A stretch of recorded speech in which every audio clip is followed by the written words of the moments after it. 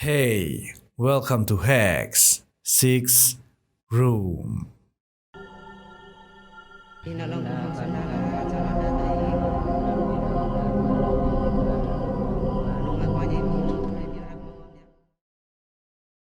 Sejarah mencatat, hukuman mati pertama sudah dilakukan sejak abad ke-16 sebelum Masehi dan sudah berbagai metode mengerikan dilakukan oleh para algojo untuk menghilangkan nyawa sebagai hukumannya. Berbeda dengan zaman sekarang, di mana sekarang sudah ada hukum yang akan melindungi para terdakwa untuk menjalani hukumannya. Di zaman dahulu, orang-orang yang terbukti melakukan pelanggaran berat akan langsung dihukum mati dengan cara yang sadis dan brutal. Ya, hal itu dilakukan kemungkinan untuk memberikan efek jera kepada orang lain, serta mempertegas kekuatan dari para penguasa saat itu. Seberapa sadisnya hukuman-hukuman tersebut mungkin akan membuat kalian semua merasa ngeri, atau bahkan kalian akan merinding untuk membayangkannya. Dan berikut adalah 6 hukuman terburuk sepanjang sejarah manusia, versi Hex.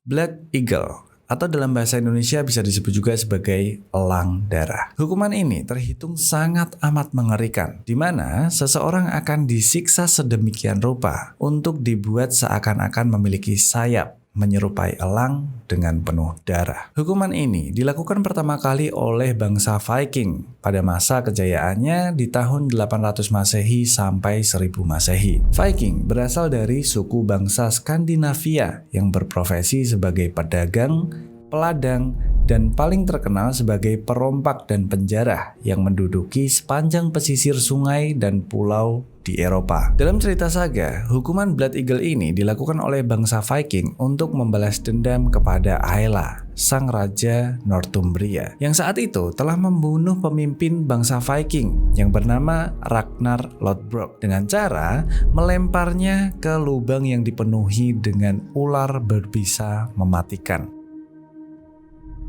Lalu setelah itu, sebagai anak dari Lodbrok, Ivar the Boneless merasa tidak terima dengan apa yang sudah dilakukan oleh Raja Aela kepada ayahnya. Dan Ivar the Boneless yang saat itu sudah menjadi pemimpin dari Viking memutuskan untuk balas dendam. Kemudian, pada tahun 865 Masehi, bangsa Viking menyerang Inggris dan kemudian berhasil menangkap Raja Aela. Mengingat apa yang sudah dilakukan oleh Raja Aela kepada ayahnya, Ivar the Boneless tidak ingin membunuh Raja Aela begitu saja. Ia ingin memastikan bahwa Raja Aela ini itu mati dengan penuh siksaan yang menyakitkan. Dan dari sanalah kemudian Ivar the Boneless mendapatkan sebuah metode mengerikan sebagai hukuman mati yang bernama Blood Eagle.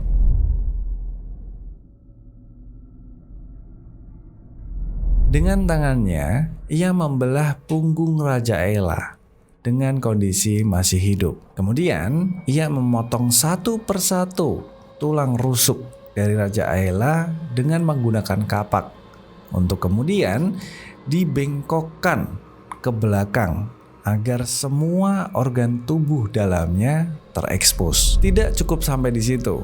Siksaan masih terus dilanjutkan dengan mengolesi setiap organ tubuh Aela dengan menggunakan garam, dan dilanjutkan lagi dengan menarik semua organ dalam Aela ke belakang sehingga menyerupai seperti sayap. Tentu aja proses ini semua dilakukan dengan penuh hati-hati agar Raja Aela ini tidak langsung mati begitu saja. Tapi sudah bisa dipastikan bahwa rasa sakit yang dirasakan oleh Aela itu benar-benar luar biasa.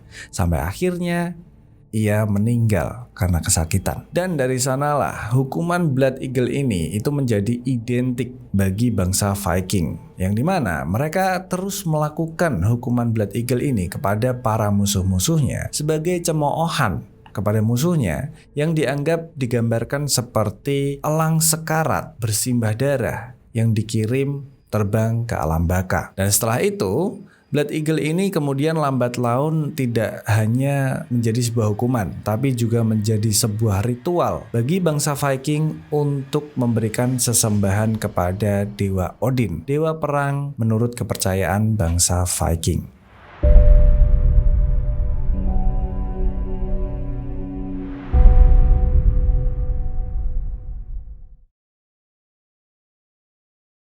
Berikutnya adalah Catherine Wheel. Catherine Wheel atau kadang disebut juga roda eksekusi atau roda dosa adalah teknik penyiksaan yang terutama digunakan di Eropa untuk eksekusi publik dari zaman kuno hingga era modern awal abad ke-19. Hukuman ini sendiri diperuntukkan untuk para pelaku pembunuhan dan perampokan. Namun, kemudian hukum ini dihapuskan di Bavaria pada tahun 1813 dan di Electorate of Hesse pada tahun 1836 karena dianggap terlalu sadis. Ya, pada prakteknya pelaku kejahatan akan diikat di sebuah roda yang terbuat dari kayu dan berukuran besar dengan tangan dan kaki yang terentang. Kemudian, algojo akan mengawali penyiksaan dengan membanting cartwheel lain ke tulang kering pelaku kejahatan untuk menghancurkan kakinya. Setelah itu, cartwheel yang mengikat pelaku kejahatan diputar perlahan dan algojo akan mulai memukul satu persatu bagian tubuh pelaku dengan menggunakan palu besi yang besar atau bar logam berat sampai setiap bagian tubuh pelaku hancur dan merasakan kesakitan luar biasa hingga kemudian mati. Sebenarnya hukuman mati Catherine Wheel ini itu memiliki beberapa versi. Ya, karena yang melakukan praktek hukuman Catherine Wheel ini itu tidak hanya satu negara, tapi ada beberapa negara. Dan setiap negara itu memiliki versinya masing-masing. Ada yang roda yang dibuat untuk mengikat pelaku kejahatan itu dilengkapi dengan pisau-pisau yang tajam, sudut-sudut yang runcing untuk memberikan siksaan yang lebih. Ada juga yang setelah pelaku kejahatan itu dipukul dengan menggunakan palu besi, itu siksaan akan diakhiri dengan cara dibakar hidup-hidup. Ya, pastinya untuk membayangkan siksaan tersebut itu udah sangat mengerikan ya. Apalagi di zaman itu, hukuman Catherine Wheel ini itu dilakukan secara publik. Jadi di tempat yang terbuka di mana orang-orang atau masyarakat itu bisa melihat secara langsung siksaan yang dilakukan oleh algojo.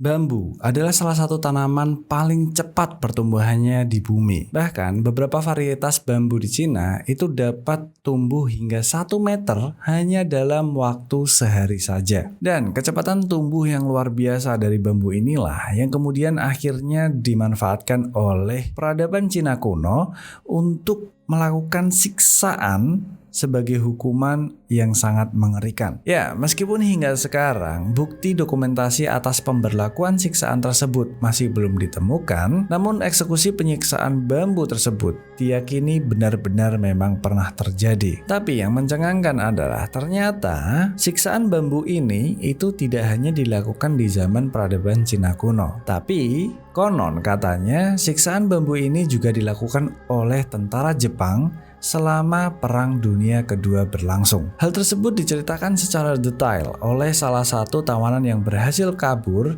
yang dia ini adalah seorang petugas dari Amerika Serikat. Menurut kesaksian dari salah satu tawanan yang berhasil kabur tersebut, siksaan bambu ini itu benar-benar dilakukan dengan cara yang mengerikan oleh tentara Jepang, yaitu dengan cara seorang tawanan itu akan ditidurkan di suatu tempat dengan tangan dan kakinya diikat secara terentang, dan setelah itu di bawah tempat tidur dari tawanan tersebut itu diberikan beberapa tunas bambu yang sudah diruncingkan, dan kemudian bambu tersebut dibiarkan tumbuh begitu saja. Nah, setelah itu sudah pasti kalian akan bisa membayangkan apa yang akan terjadi jika bambu itu terus tumbuh naik ke atas dengan kondisi yang sudah runcing. Ya, perlahan-lahan bambu-bambu tersebut akan mulai menusuk ke tubuh tawanan.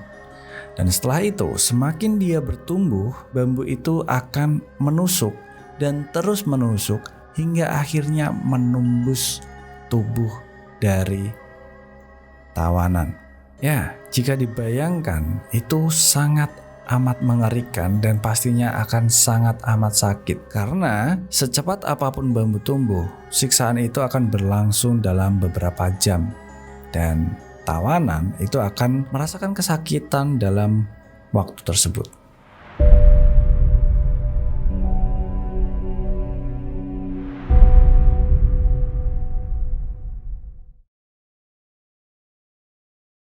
Bisakah kalian bayangkan jika misalnya tangan dan kaki kalian itu diikat lalu perlahan-lahan ditarik hingga akhirnya terlepas dari tubuh kalian? Ya, seperti itulah gambaran penyiksaan dari The Rack. Sebenarnya The Rack ini adalah sebuah nama alat penyiksaan yang kemudian menjadi sebuah metode untuk penghukuman. Dan eksekusi The Rack ini sendiri itu dilakukan oleh beberapa negara di Eropa pada zaman awal abad pertengahan. Beberapa sumber mengatakan The Rack ini pertama kali digunakan pada tahun 356 sebelum Masehi di Yunani kuno, dan alat tersebut digunakan untuk menyiksa para budak. Pada sumber yang lain, The Rack juga digunakan pada tahun 328 sebelum Masehi oleh Alexander Agung untuk menghukum orang-orang yang melawannya. The Rack ini sendiri adalah sebuah rangkaian batangan-batangan kayu yang memiliki tuas di ujung-ujungnya, yang jika tuas-tuas tersebut ditarik, batangan-batangan kayu itu akan berputar.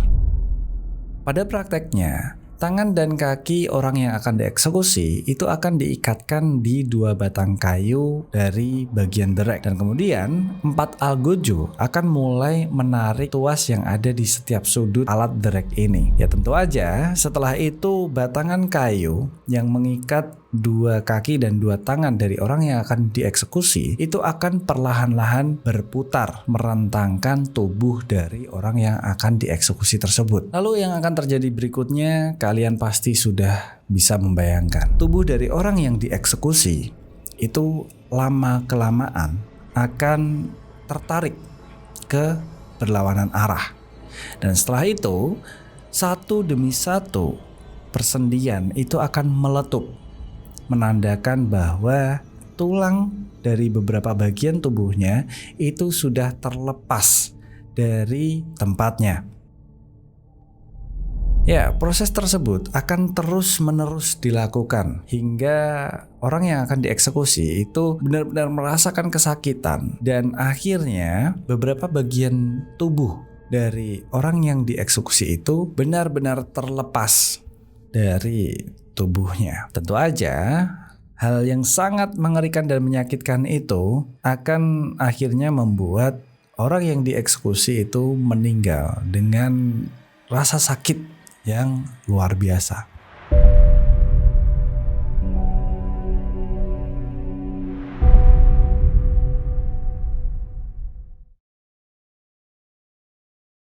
Ya, selain The Rack, ada juga yang namanya Judas Cradle atau bisa disebut juga sebagai kursi Yudas. Kursi Yudas ini itu jelas tidak kalah mengerikannya dibanding The Rack yang tadi. Judas Cradle ini ditemukan oleh Spanyol pada abad ke-16, dan pada saat itu alat Judas Cradle ini itu digunakan untuk menginterogasi para tawanan. Ya, kalian bisa lihat gambar ini.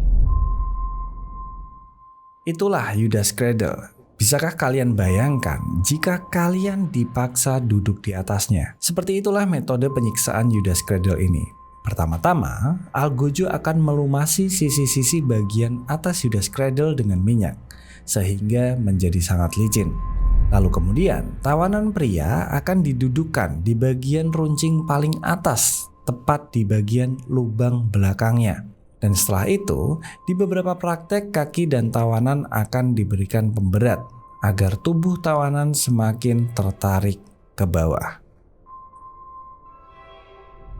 Ya, bisa kalian bayangkan nggak betapa sakitnya ya penyiksaan ini? Sebenarnya tidak hanya pria yang pernah menjalani hukuman tersebut. Dalam sejarah tercatat bahwa ternyata ada perempuan juga yang pernah menjalani hukuman itu. Namun, jika pria ya didudukkan tepat di bagian lubang belakangnya, Kalian bisa menebak lah ya, di bagian mana perempuan akan didudukkan di atas Judas Cradle itu. Yang udah pasti kalau dibayangin itu ya ngeri banget.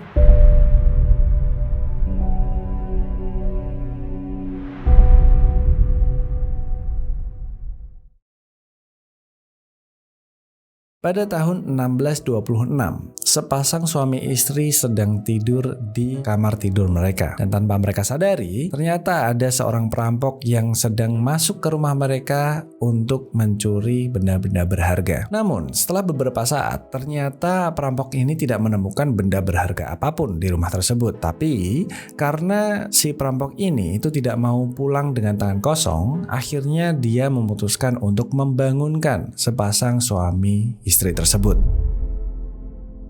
Suami istri itu bangun dengan terkejut. Sudah ada seseorang berdiri di dekat tempat tidur mereka. Sang suami berkata, "Ambillah apa yang kau lihat dan segeralah pergi dari sini." Kemudian perampok itu bertanya, "Di mana Anda menyembunyikan perhiasan itu?" Dan sang suami pun menjawab, "Kami tidak memiliki perhiasan apapun." Tanpa terlalu banyak bicara, perampok itu mengeluarkan sebuah benda yang mirip seperti buah pir, namun terbuat dari besi, dan dia berkata, "Mungkin salah satu dari kalian harus merasakan ini terlebih dahulu, dimulai dari Anda." Perampok itu menatap ke arah sang istri, dan istri pun menjerit sejadi-jadinya. Dari kasus inilah sebuah alat bernama chalk pir semakin dikenal, di mana saat itu para perampok menggunakan alat tersebut untuk mencari informasi barang-barang berharga yang disimpan oleh para korbannya.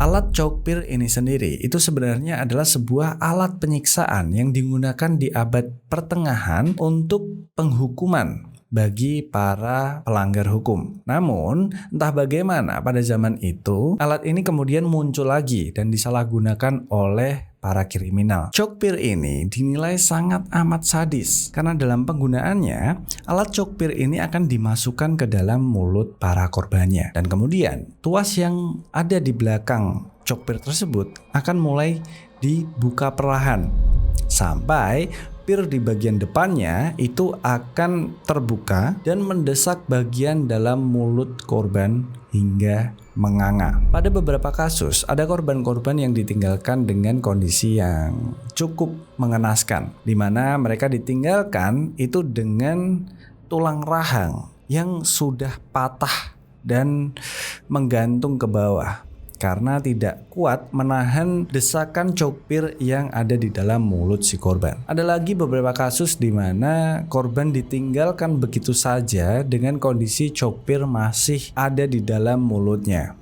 Dan kunci dari chalk pir tersebut dibawa lari oleh pelaku tindak kejahatannya. Ya, udah jelas kalau kuncinya diambil itu pir yang ada di dalamnya itu akan susah untuk dikeluarkan.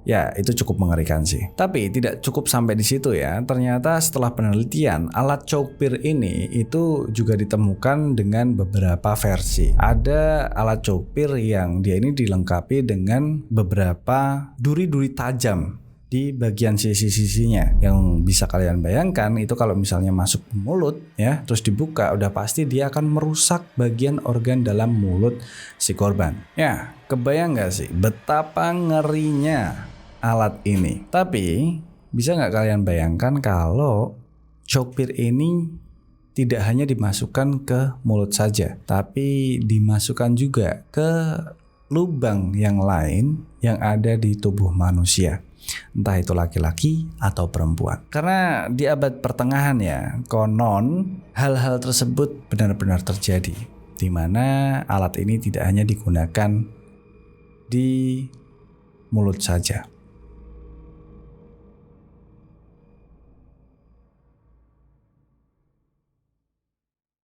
Ya, itu tadi adalah semua hukuman-hukuman paling brutal, ya, paling sadis, paling buruk dalam sejarah manusia versi Hex. Gimana menurut kalian? Bisa nggak kalian bayangkan di posisi penyiksaan tersebut. Ya, waktu aku nulis ini sendiri, aku juga nggak bisa membayangkan gitu. Gimana bisa manusia itu membuat metode penghukuman yang sebegitu amat mengerikannya, dan apakah mereka menikmati penyiksaan tersebut? So, kayaknya itu dulu aja video kali ini. Gimana menurut kalian? Apakah video kali ini cukup menghibur kalian, cukup membuat kalian merinding, deg-degan, atau biasa aja? Silahkan tulis di kolom komentar. Jangan lupa juga buat tinggalkan likes kalau kalian suka, dan dislike aja kalau kalian mungkin nggak suka.